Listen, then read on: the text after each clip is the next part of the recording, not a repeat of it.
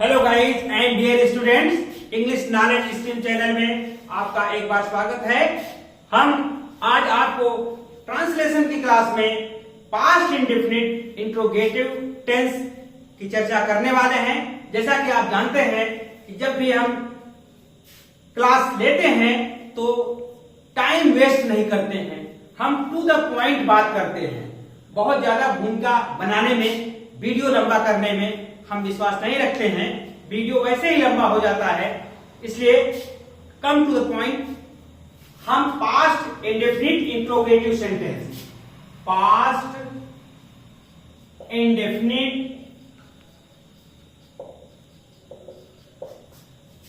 Tense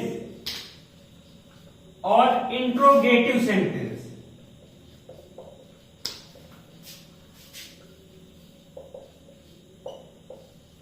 जैसा कि हम जानते हैं इंट्रोगेटिव सेंटेंस में एस नो टाइप और डब्ल्यू एस टाइप सेंटेंस होते हैं।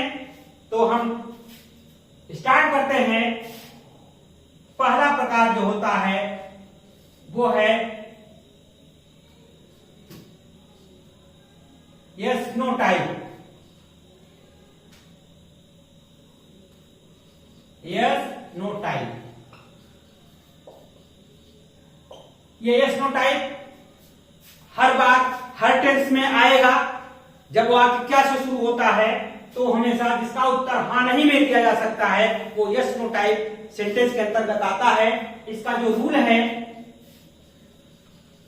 सबसे पहले डिड लिखते हैं, फिर सभी कर्ता।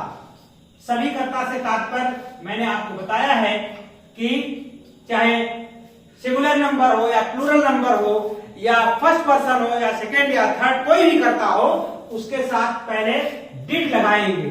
डिड के बाद सभी करता, फिर वर्ब की क्रिया की फर्स्ट फॉर्म का प्रयोग करेंगे, उसके बाद कर्म लिखेंगे, फिर अन्य शब्द जो रहेगा अदर वर्ड आ जाएगा। एग्जाम्पल आप देखिए, क्या वह बाजार जाता था? क्या वह बाजार जाता था? अब देखिए इसमें एक ऑब्जेक्ट आया है। इसको जब हम इसका अनुवाद करेंगे तो सबसे पहले डिड लगाएंगे।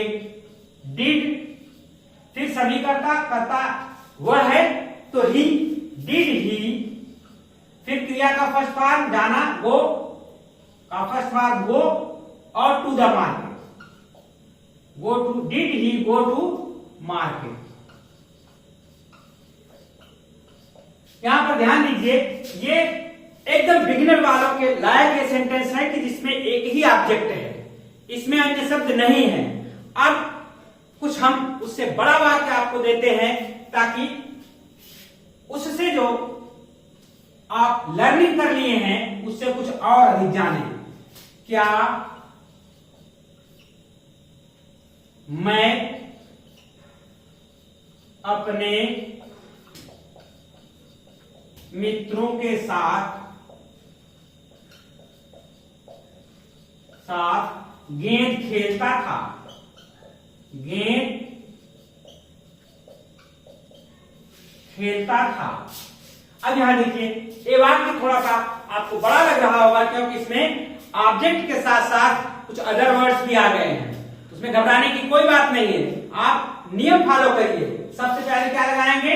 डिड। डिड, उसके बाद कर्ता। कर्ता की पहचान आप जानते हैं, मैंने बताया है, फिर बता दे रहे हैं। कौन लगाने से जो वाक्य में आता है आंसर वो कर्ता होता है।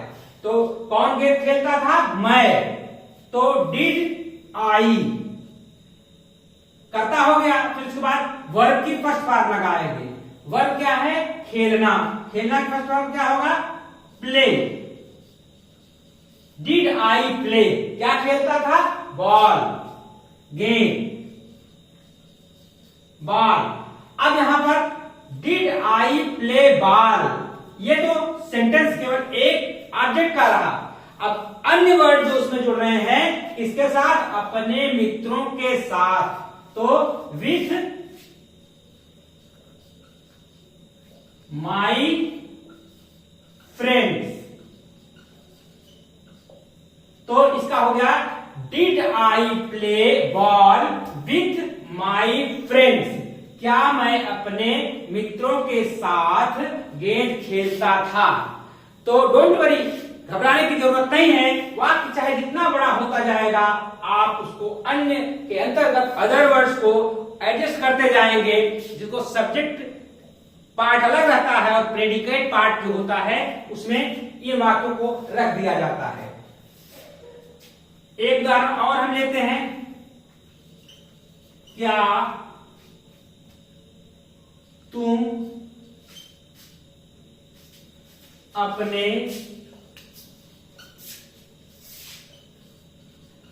पिताजी के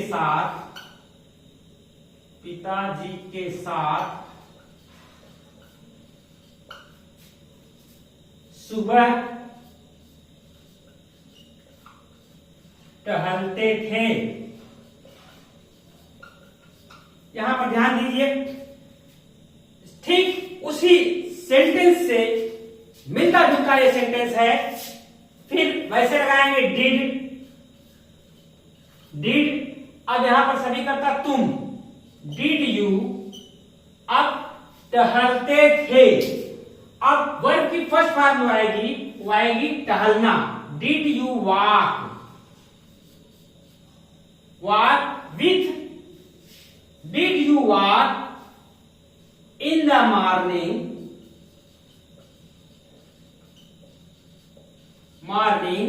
with अपने पिताजी के साथ। जहां यू है सब्जेक्ट, तो अपने के लिए क्या जाएगा, योर फादर। तो इसका हो जाएगा, देखिए, did you walk in the morning with your father. क्या तुम अपने पिताजी के साथ सुबह टहलते थे। तो सेंटेंस जितना भी बड़ा होता जाएगा, आप उसको शब्दों को एडजस्ट करते जाएंगे। और ध्यान दीजिएगा, जो बेसिक स्ट्रक्चर रहेगा, यानी डिड और ये सभी कर्ता, क्रिया का फर्स्ट फॉर्म, ऑब्जेक्ट, ये आपका स्ट्रक्चर के अनुसार होना चाहिए, रूल के अनुसार होना चाहिए। बाकी अन्य शब्दों को इधर उधर कर सकते हैं। फॉर एग्जाम्पल इसमें देख लीजिए, did you walk with your father in the morning. ऐसा करेंगे फिर भी वो सेंटेंस सही माना जाएगा। तो आप इसकी स्क्रीनशॉट ले लीजिए। हम अगला जो इंट्रोगेटिव का पार्ट है उसको हम बताने वाले हैं। हम इसको क्लीन करते हैं और आप इसकी स्क्रीनशॉट ले लीजिए। हम जो दूसरा प्रकार होता है इंट्रोगेटिव का, उसे कहते हैं WH टाइप। जो WH टाइप होता है, WH टाइप जो दूसरा प्रकार होता है उसको WH टाइप, यानी जब क्वेश्चन वर्ड सब हिंदी वाक्य के बीच में आए। तो इसका रूल मैं लिख देता हूं। तो सबसे पहले आप लिखेंगे प्रश्नसूचक शब्द। आप जानते हैं WH से जो शुरू होता है, वाई, व्हाट, वेयर आदि आदि। प्रश्नसूचक शब्द लिखेंगे, फिर लिखेंगे डिड, उसके बाद सभी कर्ता जो भी रहेंगे, फिर क्रिया का फर्स्ट फॉर्म, इसमें भी क्रिया का फर्स्ट फॉर्म रहेगा, और फिर कर्म, फिर अन्य क्वेश्चन वर्ड रहेगा। जैसे एक एग्जांपल लेते हैं, तुम प्रतिदिन कहां मैच खेलते थे। तुम प्रतिदिन में मैच कहां खेलते थे। तो यहां देखिए, सबसे पहले प्रश्नसूचक शब्द आएगा कहां, वेयर, फिर उसके बाद डिड, फिर यू, करता हो गया where did you play match daily. यहां ध्यान दीजिए, इसमें जो बेसिक स्ट्रक्चर है आपका, ये जो रूल का स्ट्रक्चर है इसके अकॉर्डिंग होना चाहिए, जैसा कि मैंने बताया। और जितने भी शब्द आते जाएं उनको आप आगे अदर वर्ड्स के रूप में लिखते जाएं। दूसरा उदाहरण लेते हैं, वह अपनी कक्षा में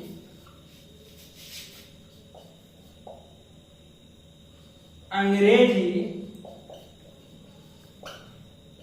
क्यों नहीं पढ़ता है, पढ़ता था, पास्ट इंडेफिनिट है, ध्यान दीजिए, पढ़ता था। अब यहां देखिए ये इंट्रोगेटिव निगेटिव है। मैंने आपको बताया अगर एक्टिव वॉइस है यानी टेंस है तो उसमें ऑब्जेक्ट नहीं बल्कि सब्जेक्ट के बाद हमेशा नॉट लगता है। तो इस वजह से स्ट्रक्चर देखिए, प्रश्न सूचक शब्द क्यों, वाई, वाई, फिर उसके बाद डिड, फिर वाई डिड, फिर कर्ता लगाएंगे ही, उसके बाद नॉट आ गया है तो यहां नॉट लगा देंगे, नॉट। रीड, पढ़ना, फर्स्ट फॉर्म है, why did he not read English in, अपनी कक्षा में ही है तो ही के साथ हिज क्लास। तो why did he not read English in his class. तो आप ध्यान दीजिए कि इस तरह के वाक्य जो आते हैं उसमें आपको नॉट को लगाना है हमेशा कर्ता के बाद। लेकिन अगर आप अंग्रेजी बोल रहे हैं तो डिड के बाद ही नॉट लगा दिया जाता है। जैसे Y didn't he read English in his class. तो ये ध्यान देने, ये स्पोकन की बात है। अब हम आपको जब हु वाले सेंटेंस आते हैं, जब हु वाला सेंटेंस आ जाता है तो हम इसको आपको बता देते हैं। जब वाक्य में हु वाले वाक्य में आप ध्यान दीजिए, इसका जो रूल होता है इसमें हु रहेगा, फिर वर्ब की सेकंड फॉर्म आ जाएगी। ध्यान दीजिए, डिड नहीं लगता है इसमें, हु क्रिया का सेकंड फॉर्म, फिर कर, फिर अन्य। जैसे एग्जांपल लीजिए इसका, तुम्हें गणित कौन पढ़ाते थे, कौन पढ़ाते थे। यहां ध्यान दीजिए, रूल जो आपका होगा ये अप्लाई होगा। पहले हु लगाएंगे, हु, फिर उसके बाद क्रिया का सेकेंड फॉर्म। यहां डिड नहीं लगेगा, ध्यान दीजिएगा, यहां डिड नहीं लगेगा। हु टाट, फिर मैथ्स, मैथ्स का पूरा शॉर्ट फॉर्म है maths to you. Who taught maths to you, meaning to say अगर कौन वाला वाक्य आया, हु वाले वाक्य रहेंगे तो उसमें क्रिया का सेकंड फॉर्म इस्तेमाल किया जाएगा और फर्स्ट फॉर्म या डिड का प्रयोग नहीं होगा। बट एक बात और है कि अगर यह इंट्रोगेटिव निगेटिव है तो डिड नॉट का प्रयोग हो जाएगा। जैसे हम एग्जाम्पल दूसरा दे देते हैं, गांधी जी को कौन नहीं जानता था, गांधी जी को कौन नहीं जानता था।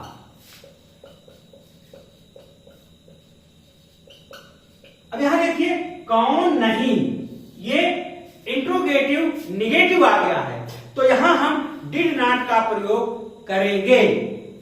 लेकिन अगर खाली ये पॉजिटिव है, अफर्मेटिव में है, नेचर में नॉट नहीं है, तो उसको हम यहां क्रिया का सेकंड फॉर्म लगाएंगे। अब इसका हो जाएगा कि गांधी जी को कौन नहीं जानता था, तो हु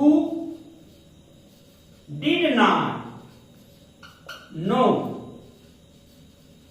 गांधी जी।